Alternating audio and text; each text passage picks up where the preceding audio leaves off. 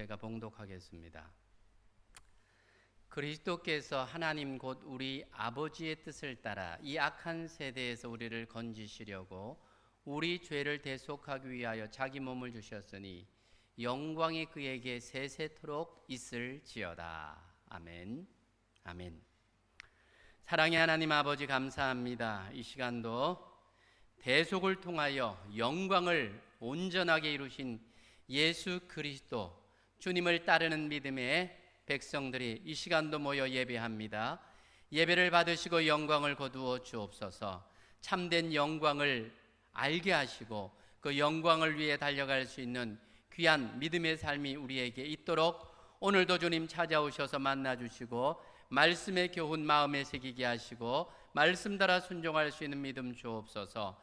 전하는 자나 듣는 자 모두에게 주의 은혜를 충만케 하시며 혹이라도 예배를 방해하는 어떤 악한 세력도 주께서 물리쳐 주시옵소서. 감사합니다. 귀하신 예수님의 이름으로 기도합니다. 아멘. 예, 사랑하는 성도 여러분, 또 한 주간 주 안에서 평안하셨습니까? 예, 좀 답하기가 쉽지가 않죠. 너무 많이 더워서. 많이 더우셨죠. 예, 그래도 이렇게 예배의 자리에 있는 것만 보아도 하나님의 보호하심과 인도하심이 함께한 한 주간이 아니었나 그런 생각을 해봅니다. 벌써 7월의 마지막 주일이네요. 이 더위도 곧 있으면 사그러듭니다. 이 더위가 그리워질 추운 겨울을 생각하면서 자족하는 마음이 우리 안에 있기를 원합니다. 오늘 하나님의 말씀을 통해서 하나님이 주시는 참된 영광을 발견하는 귀한 시간 되기를 원합니다. 대부분의 사람들이 인생을 살아가면서 인생의 목표가 있습니다. 여러분들에게는 어떤 목표입니까? 소박한 목표를 가지고 있는 사람들도 있고 큰 목표를 가지고 있는 사람들, 다양한 목표를 가지고 인생을 살아가지 않습니까? 목표를 이루는 것, 그것이 어쩌면 우리 인생을 참 행복하게 하는 영광스러운 일이 될 것입니다. 정치를 하는 사람들은 아마 대통령이 되어보는 것, 그것이 꿈이고 목표고, 그렇게 되면 가장 큰 영광이 아니겠습니까? 사업을 하는 사람들이라면 큰 사업체를 이루어서 대기업이라고 하는 영광스러운 목표가 있을 겁니다. 학생들은 좋은 성적을 거두는 그것이 영광이 되겠지요. 목사는 어떤 목표가 있을까? 아마 대형 교회 목사가 되어서 많은 성도들과 함께 영향력 있는 교회를 만드는 것이 영광스러운 목표일 것입니다. 그런데 목사인 저는 좀 다릅니다. 저는 성도들이 행복해지는 것이 목표입니다. 저도 행복하고 여러분들도 행복한 삶을 사는 것, 그것이 저는 제 목회의 목표입니다. 여러분들이 그리스도 안에서 행복하게 살고 있다면 저는 그것이 하나님 앞에 가장 큰 영광이다, 그렇게 분명하게 말할 수가 있습니다. 그런데 인간이 꿈꾸는 이런 영광들은 사실은 진정한 영광이 아닙니다. 이 영광은 영원한 것이 아니고 곧 사라지는 짧은 것들입니다.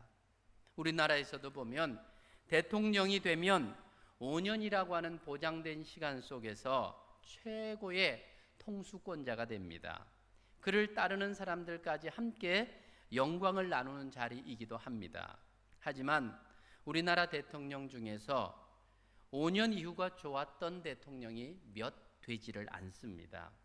지금 전직 대통령들이 2분이나 감옥에 가 있지 않습니까? 자신에게 더 없는 영광이요 가문의 영광인 줄 알았는데 지나고 보니까 거짓 영광이더라는 것입니다. 오늘 본문의 말씀을 통해서 예수님께서 이루신 영광, 그것을 믿고 따르는 성도인 우리에게 바른 인생의 영광이 무엇일까 한번 깊이 생각하는 시간 되면 좋겠습니다. 본문을 기록하고 있는 사도 바울도 사실은 영광을 위해 달려가던 인생이었습니다. 누구보다도 동기부여가 확실하고 집요했던 사람이 이 바울이라고 하는 사람입니다. 한번 마음 먹으면 끝장을 보는 성격의 사람이었습니다. 그는 영광을 위한 스스로의 훈련과 목표의식이 뚜렷한 사람이었습니다. 바리새인으로서 인정받기를 원했고 영광받기를 원했던 목표지향적인 사람이 바로 사도 바울입니다.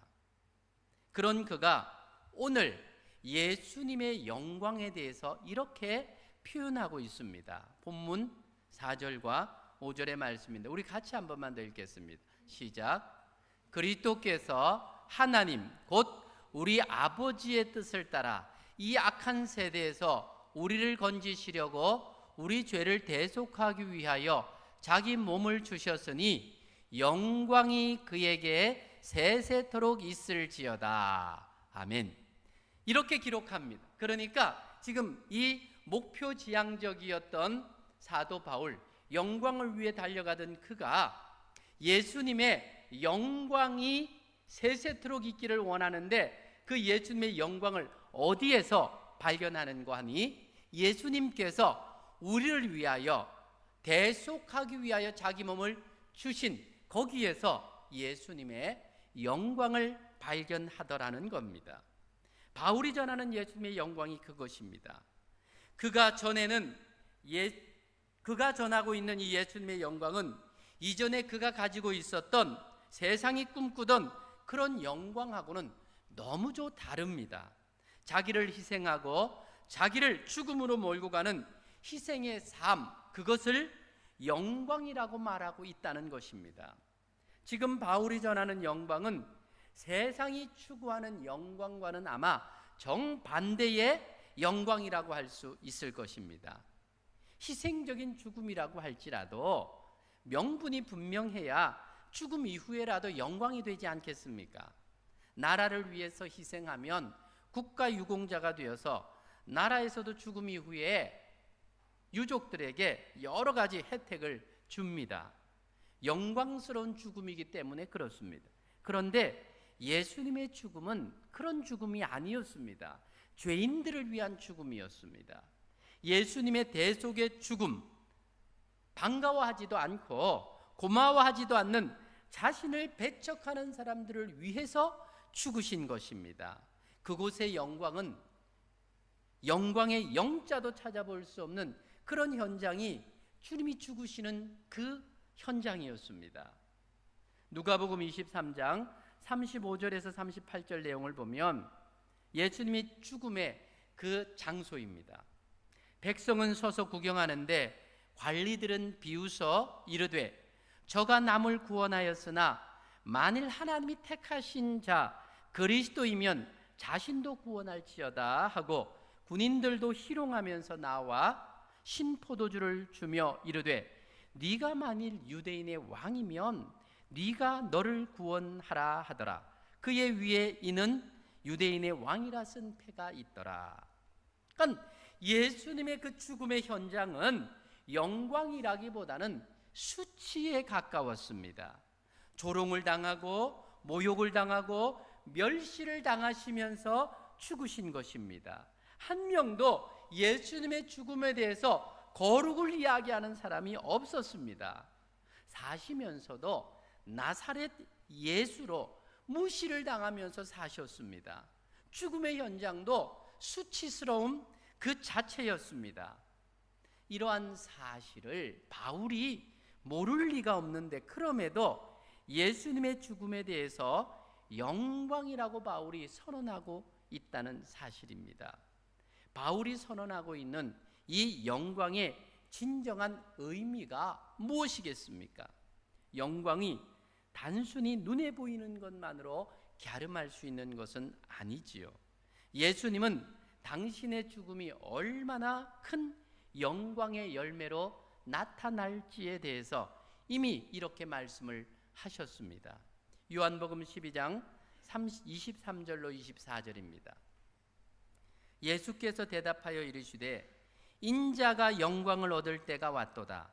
내가 진실로 진실로 너희에게 이르노니 한 알의 밀이 땅에 떨어져 죽지 아니하면 한 알 그대로 있고 죽으면 많은 열매를 맺느니라.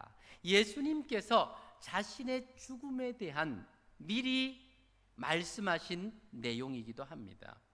예수님은 땅에 떨어져 죽은 한 알의 밀알처럼 죽으시는 그 순간이 영광이 얻을 때라고 말씀을 하고 계시는 겁니다.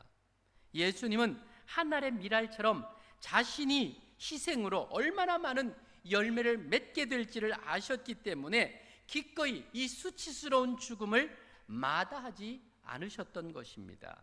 이 사실을 믿음의 눈으로 본 바울이었기 때문에 그가 선언하고 있는 것이 바로 5절이지요. 영광이 그에게 세세토록 있을지어다. 아멘. 영광이 그에게, 그렇게 수치스러운 죽음이라고 사람들은 말하지만 이 예수님의 그 죽음이 영광이 그에게 세세토록 있을 것이라고 선언하고 있다는 사실입니다. 예수님은 자신의 목숨을 죄인들을 위하여 대신 죽으심으로 수많은 생명을 얻으셨습니다. 예수님의 영광은 자신의 생명을 버려 수많은 생명을 얻은 것입니다. 죄로 인하여 죽은 인생들에게 다시 생명을 불어넣어서 영생의 삶을 살게 하는 이것이 예수님의 영광입니다. 가장 영광스러운 일이 죽은 사람을 살리는 것이라고 친히 몸으로 사역으로 보여주신 것입니다. 예수님의 이 대속의 죽음은 하나님과 인간에게 있어 가장 큰 영광입니다.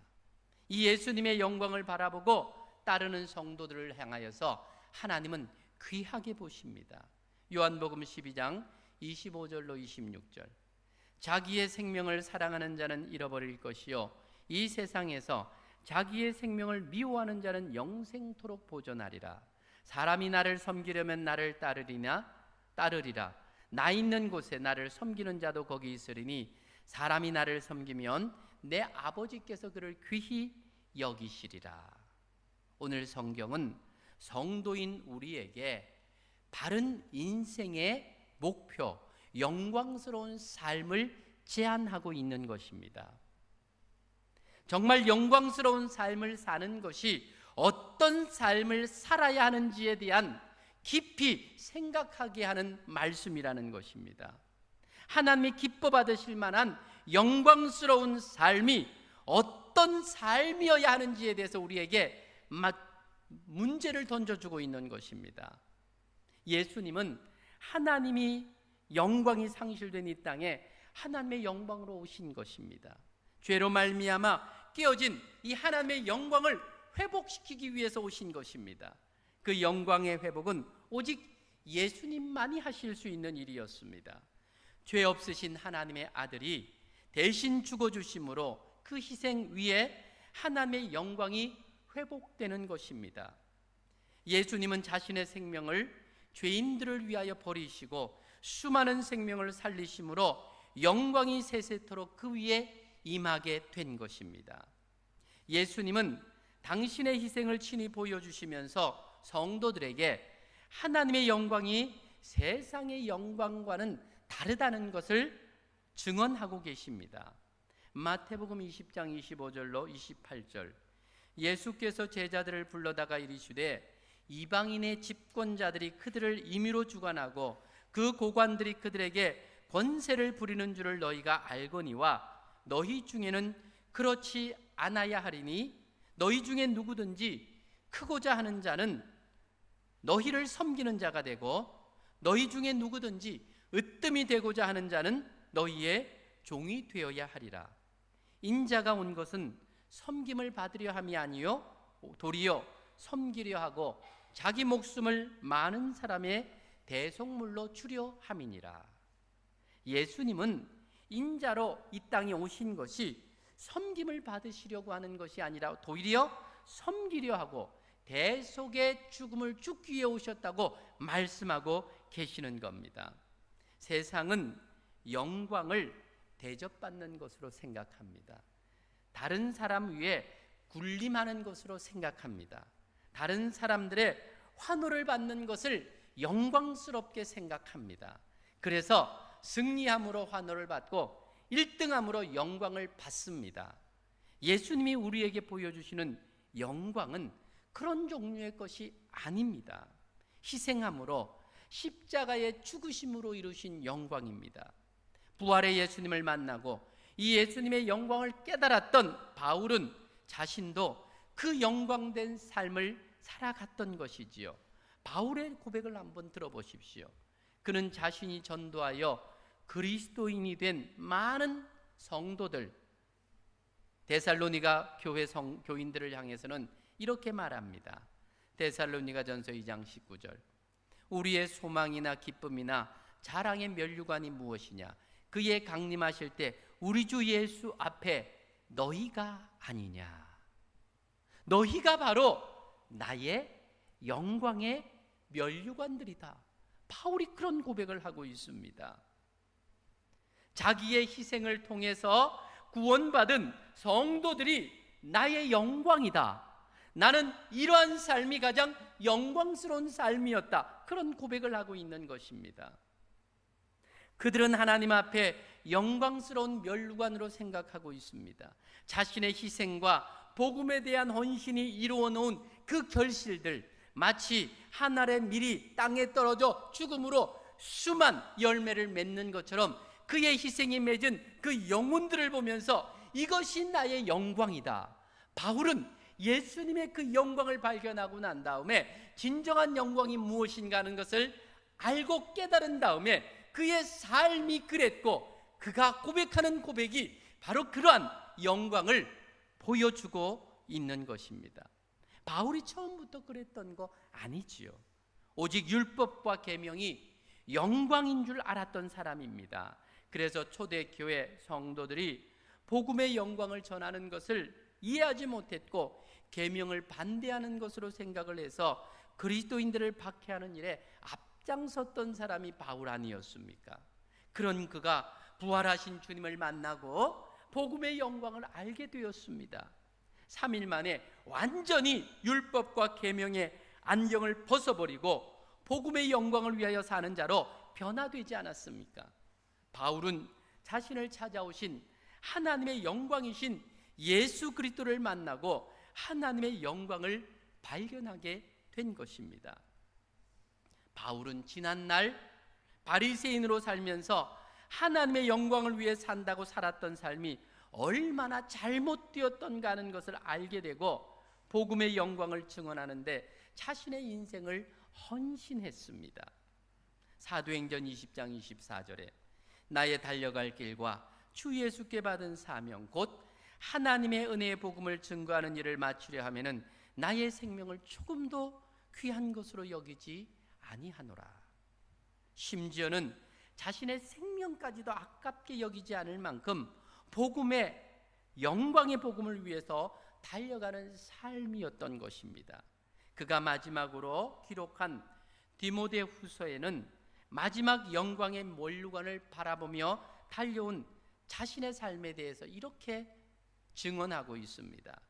디모데후서 4장 7절로 8절. 내가 선한 싸움을 싸우고 나의 달려갈 길을 마치고 믿음을 지켰으니 이제후로는 나를 위하여 의의 면류관이 예비되었으므로 주 곧 의로우신 재판장이 그날에 내게 주실 것이며 내게만 아니라 주의 나타나심을 사모하는 모든 자에게도니라. 그는 자신이 복음을 위하여 쉼없이 수고하고 죽을 고비를 여러 번 넘기며 강의 위험과 강도의 위험과 동족의 위험과 이방인의 위험과 신의 위험과 광야의 위험과 바다의 위험과 거짓 청제의 위험, 이런 것을 당하면서 헐벗고 춥고 목마르고 굶주린 이 모든 것 복음의 여정이 영광스러운 삶이었다고 그렇게 고백을 하고 있습니다. 사랑하는 성도 여러분, 우리에게 진정한 영광이 무엇이겠습니까? 영원한 생명을 얻게 하는 이 복된 일보다 더 영광스러운 일이 어디에 있겠습니까? 이 일은 우리의 희생을 통해서 가능한 일입니다. 예수님이 희생을 통해서 구원의 여정을 세운 것처럼 바울이 그의 희생을 통해서 많은 영혼들을 구원한 것처럼 우리 또한 영광스러운 삶이라고 하는 것은 바로 나의 희생을 통해서 또 누군가를 세우고 살리는 일을 하는 것, 바로 이것이 가장 영광스러운 일이라는 것을 우리에게 오늘 본문은 제안하고 있다는 것입니다. 이 일은 천국에서의 영원한 생명을 누리게 하는 영광입니다. 이 일을 위해서 일생을 헌신했던 바울처럼 그런 삶을 살아가는 영광스러운 결단이 요구되는 것입니다. 우리가 살아보아 아는 것처럼 세상의 영광이라고 하는 것은요, 인간을 편안하게 하기보다는 더 많은 스트레스를 줍니다. 한번 잘못하면 앞선 영광이 고스란히 비난으로 돌아오기도 합니다. 세상의 영광은 이룰수록 불안하고 높이 올라갈수록 공포가 엄습하는 겁니다. 사실 세상의 영광은 한정된 몇몇 사람들에게만 주어지는 것입니다. 그래서 많은 사람들이 세상의 영광을 취하기 위해서 밤잠 안 자고 달려가지만 남는 것은 영광스러움이 아니라 절망스러울 때가 더 많은 것이 현실입니다. 이러한 인생들을 향하여 주님 우리에게 말씀하십니다. 수고하고 무거운 짐진 자들아, 다 내게로 오라. 내가 너희를 쉬게 하리라. 나는 마음이 온유하고 겸손하니 나의 멍에를 메고 내게 배우라. 그리하면 나의 마음이 쉼을 얻으리니 이는 내 멍에는 쉽고 내 짐은 가벼움이라 하시니라. 세상 영광을 얻지 못해서 쉬지도 못하고 고통을 당하는 인생들을 향해서 주님이 초청하고 있는 겁니다. 사랑하는 성도 여러분, 세상의 영광을 위해서 오늘도 쉼없이 달려가고 있는 저와 여러분, 성도인 저와 여러분들은 이미 세상에서 가장 크고 위대한 영광의 사람인 것을 아셔야 합니다. 인간으로 풀 수 없는 난제인 죄의 문제를 이미 해결받은 자이지 않습니까? 예수님께서 대속의 죽으심으로 우리에게 베풀어 주신 복을 성도인 우리들은 이미 받고 누리고 있지 않습니까? 이제 우리도 바울처럼 영광된 하늘의 면류관을 바라보며 믿음으로 달려가는 인생이 되어 봅시다. 사랑하는 성도 여러분, 우리가 성도로 이 땅에서 추구해야 될 영광은 어떤 것이어야 합니까? 나름 계획하고 세운 목표가 이루어지는 것으로 영광을 얻을 수 있을 것입니다. 하지만 땅에서 이룬 그 모든 영광은 한시적인 것이고 영광이 변해서 욕이 되기도 하는 불완전한 영광입니다. 대통령으로 누리던 영광이 변하여 욕이 되는 모습을 보지 않습니까? 오히려 대통령이 되지 않았던 것이 지나고 보면 역사 속에 더 영광일 수 있습니다. 우리는 무엇보다도 이 땅에서 대속의 영광이 되시는 예수 그리스도를 만나야 됩니다. 예수님을 만나야 이 땅에서 진정한 영광이 무엇인지를 알게 되는 겁니다. 진정한 영광은 사람을 살리는 겁니다. 사람을 살리는 일에는 감동이 있습니다. 지난 6월에 태국 치앙라이주 동굴에서 실종되었던 13명의 유소년 축구팀과 그 코치, 그들이 17일 만에 기적적으로 무사 귀환한 사건을, 소식을 아마 다 들어 알고 있지요. 전 세계가 주목하여 보면서 구조를 응원하지 않았습니까? 모두가 안전하게 구출되었다고 하는 것 때문에 전 세계가 감동을 했습니다. 그들을 살리기 위해서 인종, 국적을 뛰어넘는 희생과 봉사가 그 일을 해낸 것이지요. 이전에는 일면식도 없던 사람들이지만 이 생명을 살리는 일만큼 가치 있고 소중한 일이 없기 때문에 모두가 하나가 되어서 세계의 눈과 귀가 그곳으로 향했었습니다. 사람을 살리는 일은 이렇게 감동이 있는 겁니다. 이에 반해서 2014년 4월 16일 이 날이 무슨 날인지 압니까? 세월호 사건이 발생한 날입니다. 만 4년이 지났습니다. 476명의 탑승자 중에서 304명이 죽었습니다. 조금만 살리려고 하는 의도만 있었다면 그 중에 많은 사람들을 살릴 수 있었을 텐데, 꽃다운 우리 학생들을 살릴 수 있었을 텐데, 저는 지금도 생각하면 분노가 치밀어서 못 살겠어요. 아직도 그 아픔에서 온전히 벗어나지 못하지 않습니까? 그 여파로 대통령이 탄핵이 되고 국민의 공분이 촛불 집회로 연결되고 그간에 새로운 정부가 탄생되기도 했습니다. 살릴 수 있는 사람을 살리지 못하니까 무책임한 정부와 지도자였기 때문에 국민이 분노했던 겁니다. 살릴 수 있는데 살리지 못하는 것은 영광이 아니라 치욕입니다. 우리는 살리는 일을 해야 됩니다. 가정을 살리고 교회를 살리고 이 나라를 살려야 됩니다. 예수님의 대속의 영광을 통해서 성도의 진정한 영광을 볼 수 있어야 합니다. 예수님의 대속의 영광을 살리는 영광입니다. 앞서도 인용된 성경 구절, 요한복음 12장 23절로 24절. 예수께서 대답하여 이르시되 인자가 영광을 얻을 때가 왔도다. 내가 진실로 진실로 너희에게 이르노니 한 알의 밀이 땅에 떨어져 죽지 아니하면 한 알 그대로 있고 죽으면 많은 열매를 맺느니라. 예수님은 한 알의 밀알처럼 자신을 희생하심으로 얼마나 많은 열매를 맺게 될지를 아셨기 때문에 기꺼이 수치스러운 죽음도 마다하지 않으셨던 겁니다. 대속의 죽음을 통해서 영광을 보여주셨던 겁니다. 이 놀라운 진리를 깨달았던 사도 바울, 자신의 삶을 한 알의 밀알처럼 희생함으로 많은 이방인들에게 생명의 복음을 전하고 영광의 면류관을 바라보며 달려가는 인생을 살았던 것입니다. 이제 성도인 저와 여러분의 차례입니다. 한번 우리에게 주어진 인생, 어떤 영광을 위해서 어떤 영광을 드러내며 살아가야 될지 이제 우리가 결단해야 될 시간 아니겠습니까? 나의 작은 희생, 나의 작은 헌신이 사람을 살리고 사람을 세우는 것입니다. 나의 얄팍한 자존심 한번 죽이면 무너졌던 관계가 회복되는 겁니다. 연약한 성도가 회복되고 힘을 얻게 되는 겁니다. 오늘도 우리는 사람을 살리고 세우는 일을 통해서 영광스러운 삶을 살아야 되겠습니다. 지금 교회는 다음 세대를 세우기 위해서 성경 캠프 또 수련회가 내일부터 시작이 됩니다. 내 몸보신을 위해서 돈 들여 영양가 있는 보약 다려 먹는 것도 중요하지만 교회 다음 세대를 준비해서 그 영혼들을 세우고 살리는 이 일에 쓰기 위해서 우리가 땀 흘려 돈을 번 거 아닙니까? 찬조도 하고 격려도 좀 해주시기 바랍니다. 시간 내어서 나의 여가를 즐기는 것도 중요하지만 아파 입원해 있는 성도들 신방하고 찾아가 기도해주고 격려해주는 데 드리는 시간 아깝게 여기지 마십시오.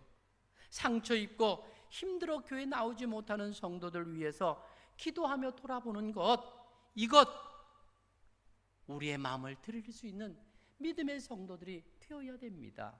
이런 일들을 통해서 우리가 예수님께서 대속의 죽음을 통해서 영광을 취하셨던 것처럼 우리 인생의 삶에 이런 작은 희생과 헌신이 우리의 삶을 영광스럽게 드러내는 겁니다. 뭐 특별한 것, 목표를 이루어서 사람들에게 칭찬받아 영광받는 것, 이것 다 허상입니다. 진정한 영광은 나의 희생을 통해서 또 누군가를 세우고 살릴 수 있다면 이것보다 더 큰 영광이 어디 있겠습니까? 이 일을 위해서 오늘도 풀철주야 수고하며 애쓰며 그렇게 헌신하는 사랑하는 주의 백성들이 우리 곁에 있지 않습니까? 그분들을 보면서 격려하고 또 나도 적지만 그런 일에 함께 동참하는 삶을 통해서 아버지 앞에 영광 돌리는 저와 여러분, 그래서 우리를 통하여 하나님 마땅히 크게 영광 받으시는 또한 이 여름 되기를 주님의 이름으로 축복합니다. 같이 한번 기도하기를 원합니다. 사랑하는 여러분, 우리는 정말 누군가로부터 칭찬을 듣고 영광스러운 모습의 삶이 내게 있기를 원합니다. 그래서 나를 꾸미기도 하고 나를 준비하기도 하고 그런 목표를 통해서 위해서 나를 희생하면서 준비하기도 합니다. 하지만 세상에서 얻는 영광이라고 하는 것은 사실은 다 허상이지 않습니까? 우리가 살아봐서 이미 알고 있는 내용들 아닙니까? 이제는 진정한 영광이 무엇인지 예수님으로부터 배웁니다. 대속을 통해서 영광을 이루셨던 예수님, 그 영광을 이미 발견했기에 또 그렇게 살았던 사도 바울의 고백을 우리가 함께 봅니다. 이제 우리가 이 영광을 위해서 살아가야 될 자들입니다. 여러분, 하나님의 영광 위해서 어떤 희생을 드리기를 원합니까? 이 시간 들은 말씀 기억하며 나의 작은 희생이 하나님의 영광을 드러내며 또 내 삶이 영광스러운 삶이 될 수 있음을 기억하고 오늘도 말씀 앞에 우리가 결단하며 기도하는 시간 잠시 갖기를 원합니다. 기도합시다.